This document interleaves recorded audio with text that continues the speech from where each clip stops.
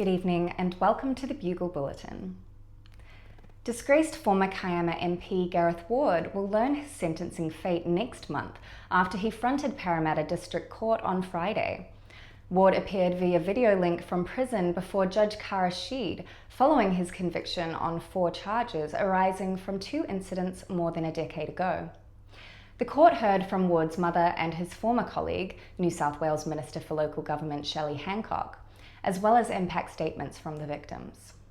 The Business Illawarra Awards took place on Friday with more than 600 members of the region's business community donning their finest threads for the gala event at Wynn Stadium. 6 Kiama businesses were nominated, including Slowdough, This Old House Studio, Burnett's on Barney, Oziano Eyewear, Kate Desano, and Sarah Rebick. Among the winners were local institutions such as Symbio Wildlife Park and the Multicultural Communities Council of the Illawarra. Business of the Year went to Sakona Battery Technologies. The Gerringong Co-op turned back the clock on Saturday night with the Disco Revolution lighting up the dance floor. Locals embraced the retro theme, donning groovy outfits and dancing the night away to classic throwback hits.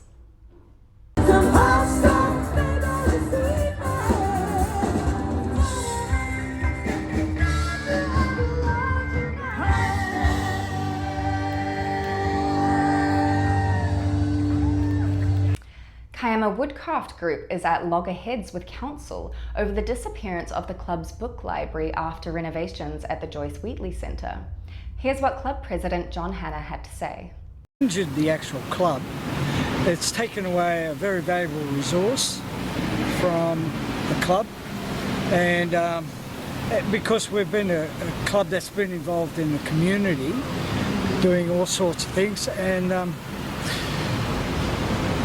it's really set the club back, and it's affected the ego, and it's affected the well-being of the members and everything. That, you know, we've lost a library that's been built up over 36 years and it's just been written off.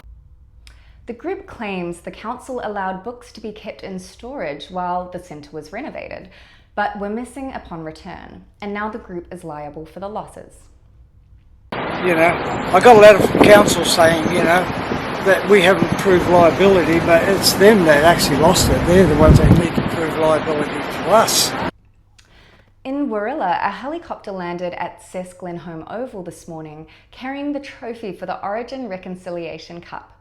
Around 150 school students competed against police officers in a mixed OzTag competition, aimed at breaking down barriers and building stronger connections with First Nation communities and the broader public. Now in its 3rd year since launching in 2022, the event saw double the number of teams participating compared to last year.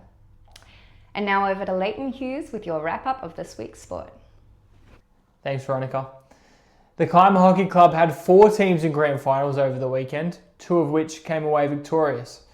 Both the 3rd grade and 5th grade teams added the major premiership to their minor premiership wins, wrapping up a really strong season. But despite solid performances, the 2nd grade and 4th grade teams fell just short at the end. And in Group 7 Rugby League, the Jamberoo Superroos competed in both Women's League Tag Grand Finals, but were defeated in both matches.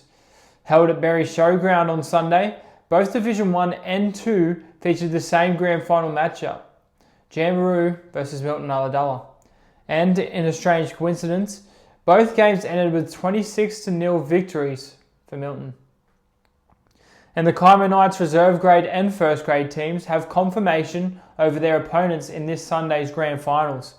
In reserve grade, Kiama will face the Stingrays of Shellharbour, whilst in 1st grade, Shellharbour Sharks will be looking to finally win a grand final after 2 straight losses to the Gerringong Lions. Will it be their year, or will Kiama continue their dominance over the Group 7 competition? And that is all for the Bugle Bulletin this week. Remember to subscribe to our YouTube channel, and as always, stay classy, Kiama.